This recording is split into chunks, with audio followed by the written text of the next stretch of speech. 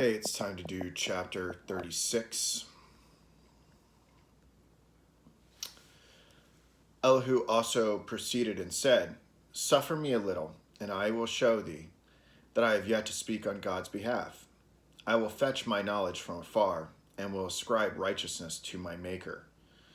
For truly my words shall not be false. He that is perfect in knowledge is with thee.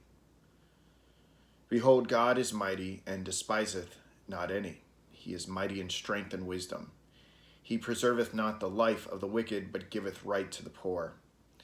He withdraweth not his eyes from the righteous, but with kings are they on the throne. Yea, he doth establish them forever, and they are exalted.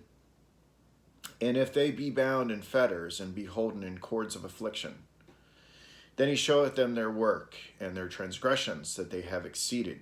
He openeth also their ear to discipline, and commandeth that they return from iniquity. If they obey and serve him,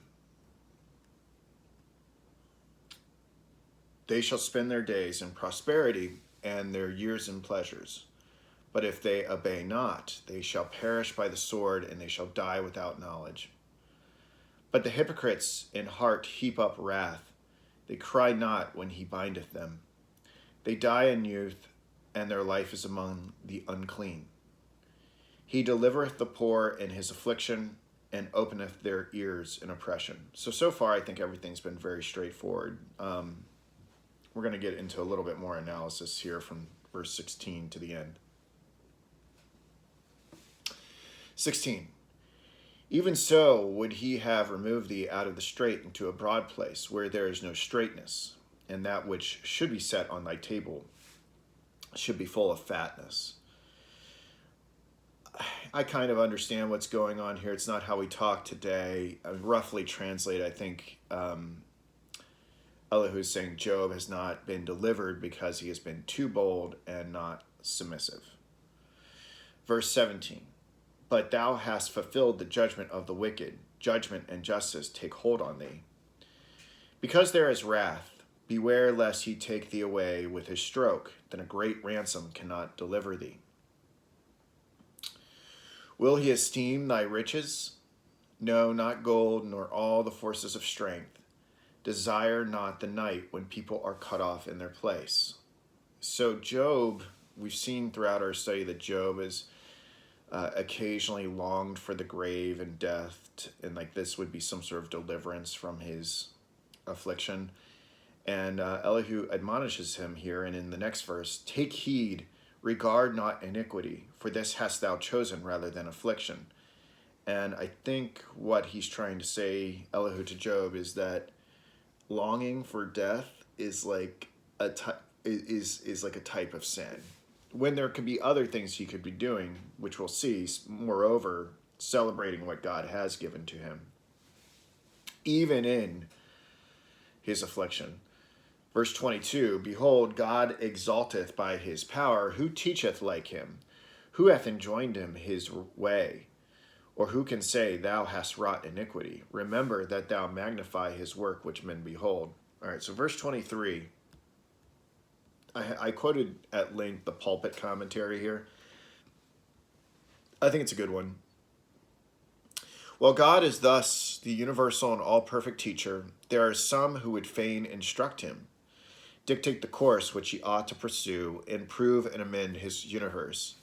Something of this spirit has appeared in Job's remonstrances, which seem to insinuate that the divine government of the world might be carried on better than it is. Elihu's intention is to reprove Job for his presumption. Or who can say, Thou hast wrought iniquity? Job has not said this, but he has gone near to saying it." I agree with that. He doesn't come out and say it, but it kind of follows from some of the things he said. Verse 24, "Remember that thou magnify his work which men behold." Yeah, so Job should be magnifying God's work. If Job's going to be this example, is he going to be the example of unfairly persecuted righteous man? Or is he going to be an example of praising God even in his affliction? An interesting thing to think about. Verse 25, every man may see it, man may behold it afar off. Behold, God is great, and we know him not, neither can the number of his years be searched out. For he maketh small the drops of water, they pour down rain according to the vapor thereof, which the clouds do drop and distill upon man abundantly. Also can any understand the spreadings of the clouds, or the noise of his tabernacle? Behold, he spreadeth his light upon it, and covereth the bottom of the sea. For by them judgeth he the people, he giveth meat in abundance. With clouds he covereth the light, and commandeth it not to shine by the cloud that cometh betwixt. The noise thereof showeth concerning it, the cattle also concerning the vapor. I think the idea here is even the animals understand the awesome power of God and fear him in some way with this last line. The noise thereof showeth concerning it, the cattle also concerning the vapor. That was just my take. There are many deeper, more diverse understandings of that line, but that's what I thought it meant. Okay, on to the next one.